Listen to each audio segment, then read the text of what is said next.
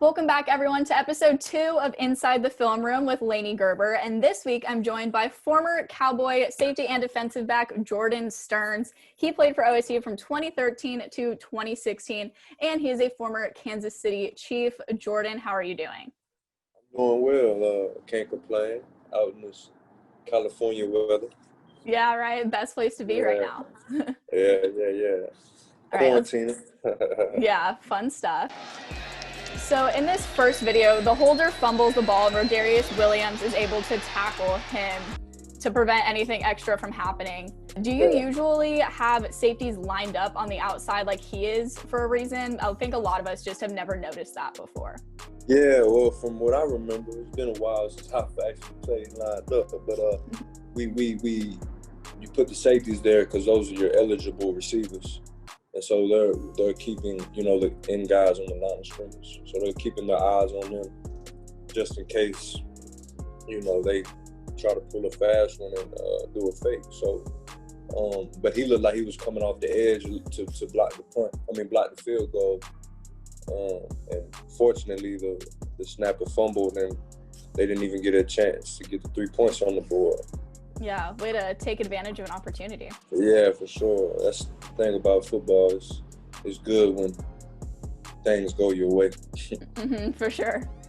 And in this next clip, Colby Harvell-Peel follows the running back the entire time, and it looks like he's lined up to do so, and he's looking at his running back the entire time. He does this a lot. Is that a typical job for a safety to do instead of dropping back into coverage? Yeah, well, just to me, what I like to think of a safety as is, you obviously have different types of box safety, or post safety, or cover safety, but a balanced safety is, one who can stop the run and also one who can drop in coverage. But right there, it looks like he was outside force, so what you would call a force player. He doesn't let anything get outside of him, and so he did a really good job of staying patient. And he did an even better job of tracking the near hip and making the tackle. And in this clip here, Tanner McAllister runs across the field to make a big hit. What's usually the plan on a play like that when you probably have blockers headed towards you the entire time you're running? Well, it looked like he was free there. That's a little outside of my knowledge realm. Totally different defense they run than when I was there. But if you can go back to it, it may look like he was just coming off the edge. And maybe the offensive lineman made a mistake and didn't pick him up, and he just, he made a play. And that's the thing. Not everybody can be accounted for when it comes to blocking. So the person who comes free usually is the one who makes the play, while also everybody else is doing what they can to, make things happen. This was good here, too. If you go back to the beginning, right here by 16. Yeah. Right here, if he just, what I was taught right there, and I learned this in Kansas City, you always want to keep your eyes on the near hip, especially a guy like this who's quick and shifty. And you just want to, close the distance, but at the same time, you want to keep your eyes. You want to kind of change up your speed to match his, but while running through, constantly gaining ground towards him, right, and keeping your eye on his near hip. So that way he can't cut back like he did if you rewind it a little bit. Right here. So right here, he's taking the angle towards his inside hip, and that may not have happened, But we live and we learn. So, and that was a great job by number 2, just not letting that turn into 6 points. You know what I mean? That's always important. Big plays are gonna happen, and that's okay. That's football. And but running to the football and effort was always something I was coached on. And in this one, Rodarius catches up to his receiver and gets the tackle. How does the game change when the corners are matched up to a receiver versus when they're floating? How does it get? Well, you got a corner. Well, when they're matched up versus receiver, their eyes, their responsibility in man-to-man, they can't take their eyes off of their player. So versus when they're free and roaming, they got eyes on the quarterback and they can see the plays develop, which as a former safety, I never really was in man a lot. So I used to love enjoying just being able to watch plays develop versus being responsible for one man, because I felt like it was taking me out of the mix of things, if that makes sense. Yeah. So it just gets you, for me, it allowed things to watch things develop. So that's a very diverse skill that you have to be able to have, you know, versus watching the eyes or watching the quarterback. Is that something that you can learn, or is it mostly like to be good at it, you kind of need to have that instinct there and that focus?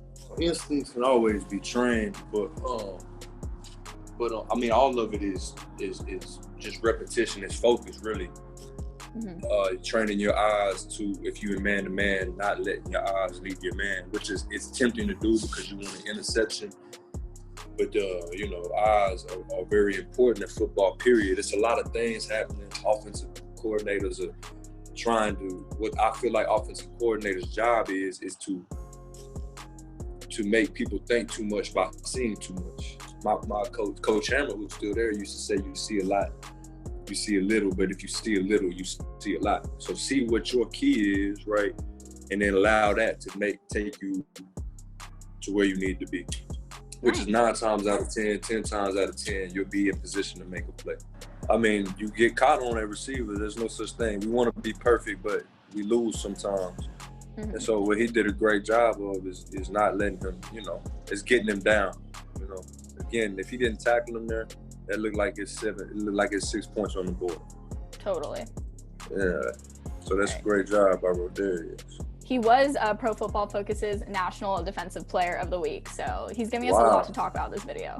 Yeah, he man, it's been because he was the freshman my senior year. It's been lovely to watch him grow as a player. You know, it's always, I mean, we're like a lot of these guys who I'm familiar with, like Malcolm. You know, it's been really good to see them grow into their own. All right, and then this is a pass breakup by none other than Rodarius Williams, and he's right on his receiver the entire time, right in front of him, the perfect spot. What do you see and like about this play? Man, I love his confidence right here. I love, you know, he's being what a corner is. I mean, the corner is probably, every job in football is hard, but you out there on an island by yourself, and your job is this man. So, I mean, he looks for the ball confidently. He doesn't get, you know, because at that corner position, when the ball is in the air, it's easy to start to panic. But he looked like he was relaxed the whole time. He made a great play on the football. All right, and here is another Rodarius Williams pass breakup, but it looks like his receiver, Sam James, tries to juke him a little bit in the beginning. How do you not fall for that?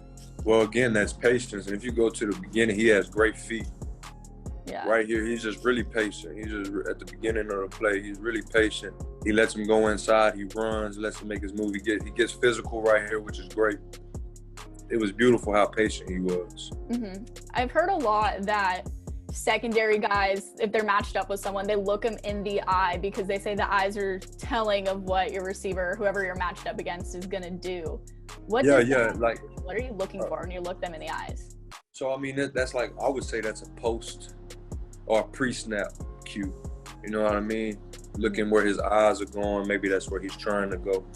But I always, when it came time to watch him, I would watch the midsection, like after the snap. You know, I would keep my eyes on his midsection and just be really patient with the feet.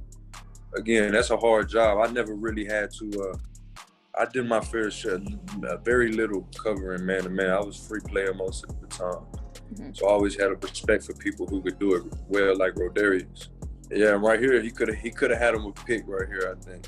Yeah. He could have had him a pick, but it's all good. Just keep his eyes on his man a little longer so he can run faster, so he can have a little more speed. Because, I mean, when your head is straight up, you can run faster when your head is not turning, watching the quarterback throw. You know, if that makes sense. So, but man, that was a great play. That was 2 great plays, actually, by Rodarius. Yeah. So you think if he had his head looking at where he was going, he would have been able to get that interception there? Well, yeah. So, I mean, it may have put him a little closer. And he kind of hesitated a little bit, too, right when the receiver was coming out his route. The receiver looked like he gave up on the play because he got locked up. So if Rodarius would have kept his eyes on his man a little longer, and then looked at the court, looked at the ball, looked at the quarterback when he was in position, so to speak, he may have got the pick right there. If you have statements on what a safety is or how to just be a good secondary player in general, what would you say? Oh man, that's good. I would say just be as balanced as you can be as a player. Be able to cover, but really to see the big picture, and be very patient, be able to communicate, and I would say, I think what maybe hold a lot of people up is the fear of making a mistake, right? You got 60,000 people, not right now because, COVID, but usually you got 60,000 people looking at you. And, you put a lot of pressure on yourself, but at the end of the day, it's just a game. No matter what people tell you, it's just a game. And, just go out there and have fun. I mean, I think most people are capable. I mean, if you are at that level, you are capable. I think the difference is the mind, being able to just be free and go play. All right. Well, thank you so much for doing this with me again and for breaking down film with me. This is always fun. No doubt. No, I appreciate you.